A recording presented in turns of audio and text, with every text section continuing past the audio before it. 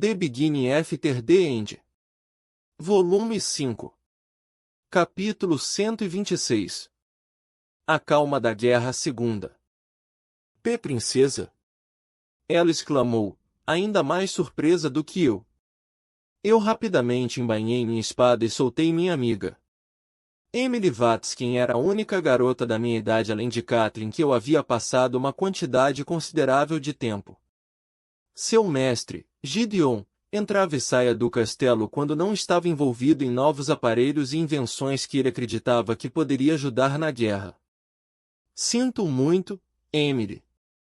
Você acabou de sair do nada e meu corpo reagiu por conta própria. Pedi desculpas, ajudando-a a reunir as ferramentas e livros que ela carregava antes de a lançar tão graciosamente no chão. Não, eu deveria ter mais cuidado, ha. Eu estava carregando muitas coisas e meus óculos escorregaram, então eu realmente não conseguia ver para onde estava indo. Além disso, foi até que divertido. Você sabe, de uma maneira abrupta e um pouco assustadora. Assegurou Emily, com a voz um pouco trêmula. Percebendo a lança de cabelos escuros ao meu lado, ela enrijeceu antes de se curvar. Olá, General Varay. Saudações, senhorita. Watskin. Varay assentiu enquanto continuava de pé, sem intenção de ajudar. Emily amarrou seu cabelo grosso e encaracolado que estava uma bagunça por minha causa. Enquanto empilhava os itens nos braços de Emily, não pude deixar de notar os pedaços de papel desgastados, cheios de rabiscos que caíam do caderno esfarrapado. No que você e o professor Gideon estão trabalhando hoje em dia, afinal? Eu não te vejo no castelo há um tempo. Eu peguei um pouco da carga da Emily, uma vez que a pilha de livros começou a alcançar seu rosto. Hugh, não o chame de professor. Meu mestre maluco dificilmente pode ser considerado são, muito menos um educador das gerações futuras. Emily bufou, deixando escapar um suspiro cansado. Bem, ele ainda era professor em Chirus por um momento, antes de tudo isso acontecer. Apontei enquanto caminhava ao lado dela. Sim, então você sabe, assim como eu, quantos estudantes foram levados para a enfermaria por causa de todas as explosões e incêndios que ele causou naquele ponto no tempo limitado. Emily murmurou enquanto usava a pilha de livros que estava segurando para empurrar os óculos de volta. Você teve uma vida difícil, não é? Eu ri, batendo suavemente nela com meu ombro. Juro, acho que perdi a conta de quantas vezes tive que desenterrar meu mestre de uma pilha de detritos e lixo inútil após uma explosão que ele havia causado. De qualquer forma, eu estava recebendo essas notas de observação que uma equipe de aventureiros havia escrito de volta ao mestre Gideon. Você quer vir comigo? Posso. Eu perguntei, virando minha cabeça para Varay para obter consentimento.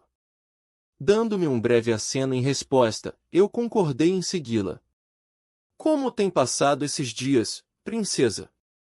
Perguntou Emily enquanto seguíamos pela estrada principal. Largue isso de princesa Emily, você sabe que eu odeio isso. Eu a repreendi. E tem sido terrível. Você não tem ideia de como é sufocante dentro do castelo. Ah, com certeza. Os corredores são bem estreitos e o teto é muito baixo para um castelo. Ela concordou, desajeitadamente evitando um pedestre. Ah. Você se acha tão inteligente. Revirei os olhos. Ei, eu sou uma graça. Ela bufou com orgulho. Além disso, tente ficar preso a alguém como mestre por horas por dia e veja o que isso faz com o seu senso de humor. Oh, que dó de você! Você é uma donzela de verdade que precisa de uma vida social melhor. Eu mostrei minha língua para ela. Emily fez o mesmo e acabamos caindo em um ataque de risos. Estou falando sério, no entanto. Você não tem ideia de como é estar presa em um castelo com um Azura e um avô autoritário que podem fazer algo como respirar parecer uma atividade perigosa. Eca! Parece sufocante. O rosto de Emily se encolheu. Nem me fala. Suspirei. Mas não seja tão dura com seu avô, quero dizer, comandante Virion. Ela alterou, lançando um rápido olhar para Varey. Depois de como você foi sequestrada e quase morta, só posso imaginar como ele e seus pais devem ter se sentido. Eu sei. Eu tento não ser, mas quando ele me enjaula como um pássaro, não consigo evitar. O treinamento tem sido a única maneira de liberar meu estresse, mas com mais e mais avistamentos e ataques das forças alacrianas saindo da clareira das bestas, ninguém tem tempo para treinar comigo.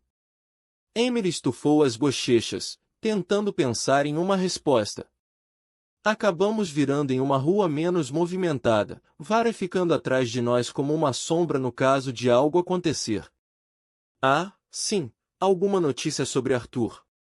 Emily perguntou. Você quer dizer, além das mesmas notícias antigas que o mestre Eldir repete como um pássaro imitador neurótico? Eu balancei minha cabeça. Ele está treinando. É tudo o que você precisa saber. Emily recitou com voz profunda exatamente da mesma maneira que quando eu contei a ela pela última vez.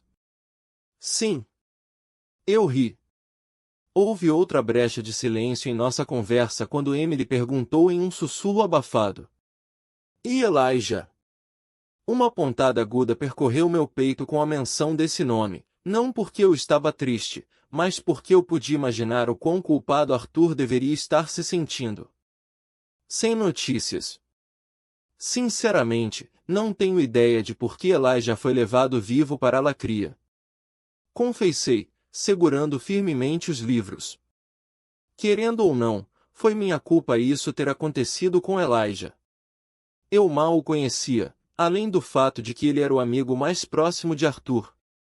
Os outros que testemunharam a cena descreveram que parecia que ele tinha tentado me salvar antes de ser levado.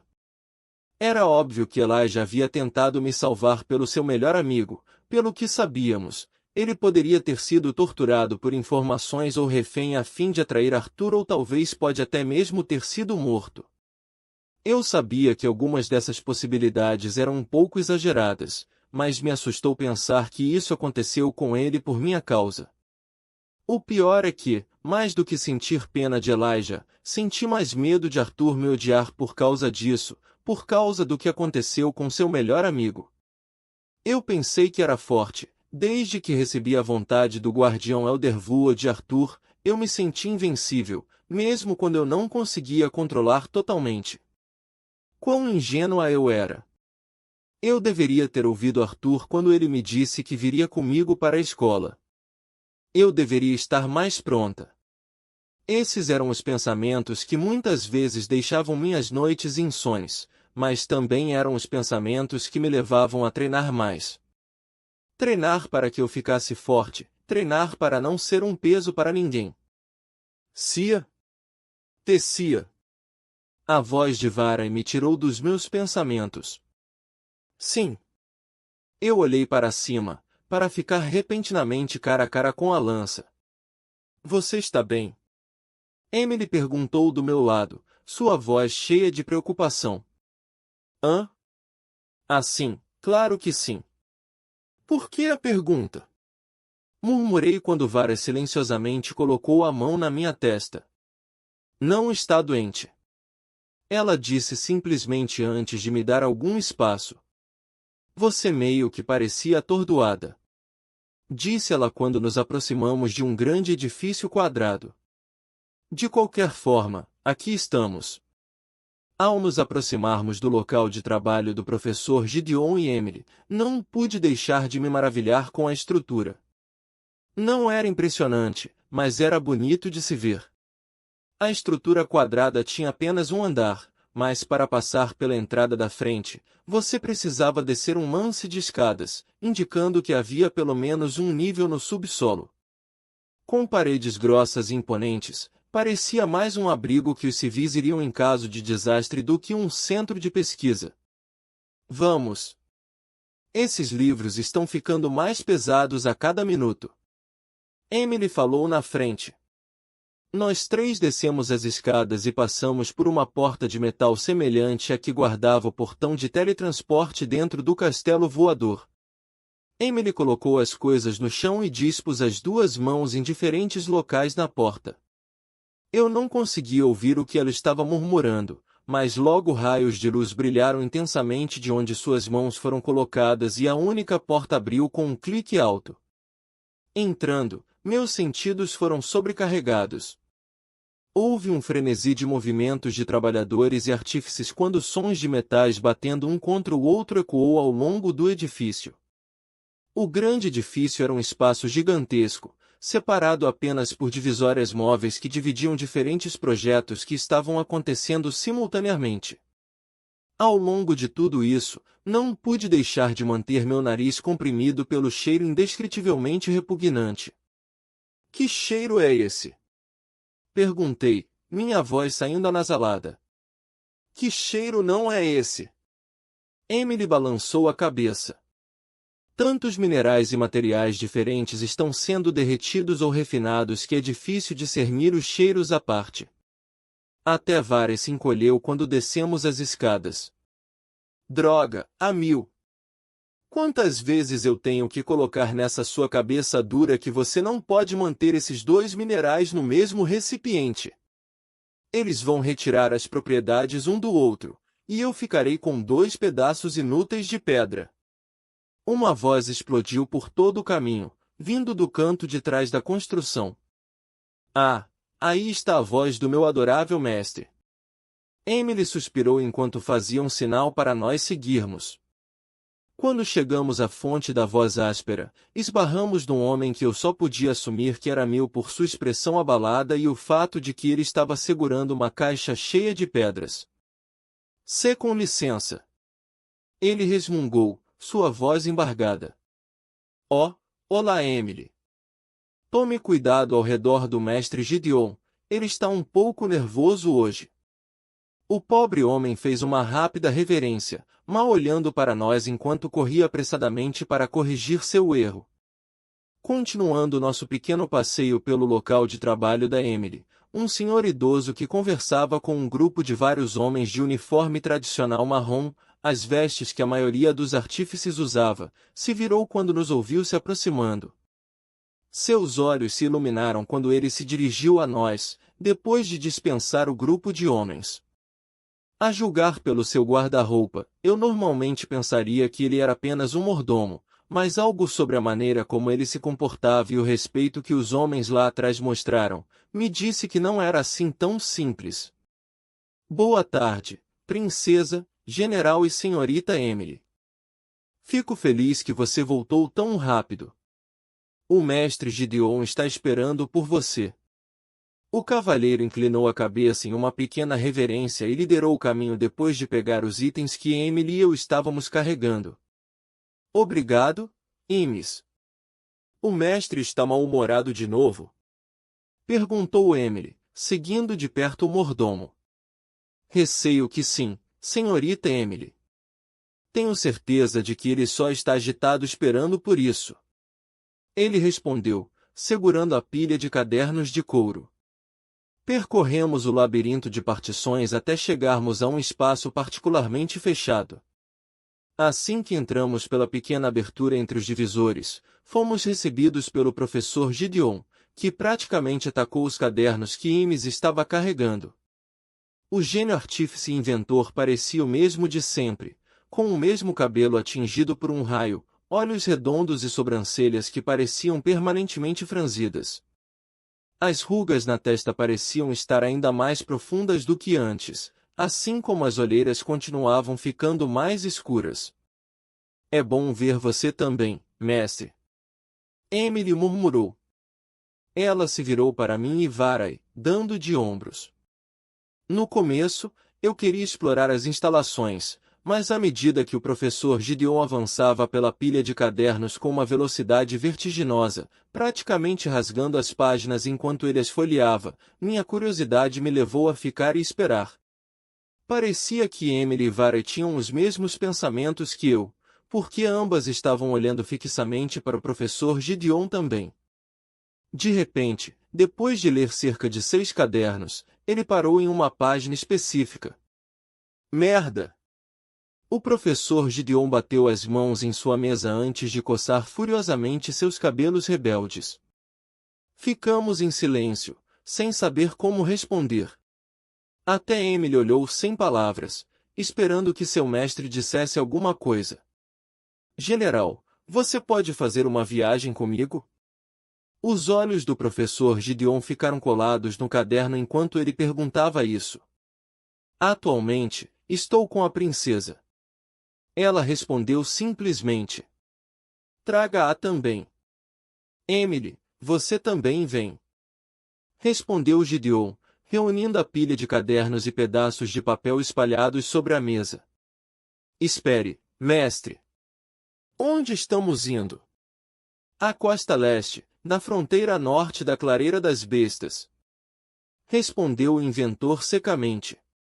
O comandante Virion proibiu a princesa Tessia de se aventurar.